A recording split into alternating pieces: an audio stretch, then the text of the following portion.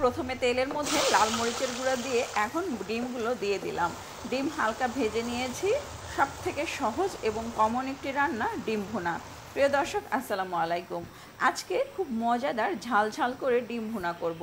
আমি এখানে 6টা ডিম সিদ্ধ করে খোসা ছাড়িয়ে নিয়েছি, আর এখন এভাবে একটু ছুরি দিয়ে চিড়ে নিয়েছি। কড়াইতে তেল গরম করার পরে দিয়েছি শুকনো মরিচের গুঁড়া আর লবণ দিয়েছি। এখন এই ডিমগুলোকে এই তেলের মধ্যে একটু ব্রাউন করে ভেজে নেব। ডিম বেশি ভাজবো না, বেশি ভাজলে ডিমের উপরটা শক্ত হয়ে যাবে, খেতেও ভালো লাগবে না। খুব অল্প সময় চুলার আঁচটা বাড়িয়ে এই ডিমটা ভেজে নেব। আর তেলের পরিমাণটা একটু বাড়িয়ে দিয়েছি। এই তেলের মধ্যেই ডিমটা আজকে ভুনা করব। তো এই যে ভাজা হয়ে গেছে, এখন ডিমগুলো তুলে নিচ্ছি, তেল ঝরিয়ে নিচ্ছি। আর এই তেলের মধ্যেই এখন দিয়ে দিব পেঁয়াজ কুচি।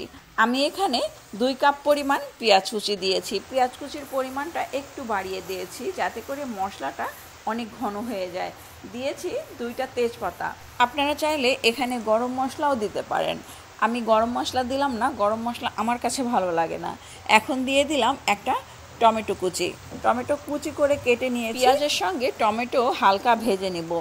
ভাজা হয়ে গেলে দিয়ে দিব সামান্য পরিমাণ পানি। পানি দিয়ে একে একে বাকি যে মশলাগুলো আছে সেগুলো দিয়ে দেব, বাটা মশলা। তো পানি দেওয়ার পরে এখন দিয়ে দিচ্ছি এখানে 1 চামচ মরিচের গুঁড়া, লাল মরিচের গুঁড়া, হলুদের গুঁড়া 1 চামচ, ধনে গুঁড়া দিয়েছি 1 চামচ, লবণ পরিমাণ মতো, রসুন বাটা 1 চামচ, জিরা বাটা 1 চামচ, আদা বাটা 1/2 চামচ। খুব ভালো করে এই মশলাটাকে কষিয়ে নেব। মশলা যত ভালো করে কষানো হবে এই ডিম ভুনাটা খেতে আরও বেশি মজার হবে। তো এখন যখন মশলাটা খুব ভালো করে কষানো হয়ে গেছে, এই পর্যায়ে দিয়ে দিলাম ভেজে রাখা ডিম। আর এই ডিম দিয়ে এখন শুধুই ভুনতে থাকবো। এখানে আর কোনো পানি দেব না, আমি শুধুমাত্র এই মশলার মধ্যে ডিমগুলো খুব ভালো করে ভুনে নেব। আপনারা যদি একটু ঝোল রাখতে চান তাহলে এখানে পানি দিতে পারেন। তো আমি যেহেতু ঝোল রাখবো না, যার কারণে আমি এখানে আর কোনো পানি দিলাম না। শুধুমাত্র এই মশলার মধ্যেই ডিমটা খুব ভালো করে ভুনে নেব। আর এই ডিম ভুনা দিয়ে আপনি পেট ভরে ভাত খেতে পারবেন। মাছ মাংস কোনো কিছুরই দরকার হবে না। অতিথি আপ্যায়নেও এরকম মজাদার ডিম ভুনা হলে আর কোনো কথা নেই।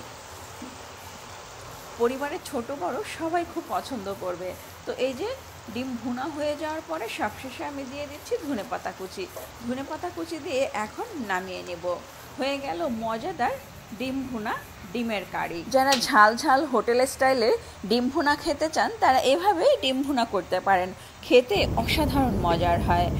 বললাম না, মাছ মাংস কোনো কিছুই খেতে ইচ্ছা করবে না। শুধুমাত্র এই ডিম ভুনা দিয়েই আপনি পেট ভরে ভাত খেতে পারবেন।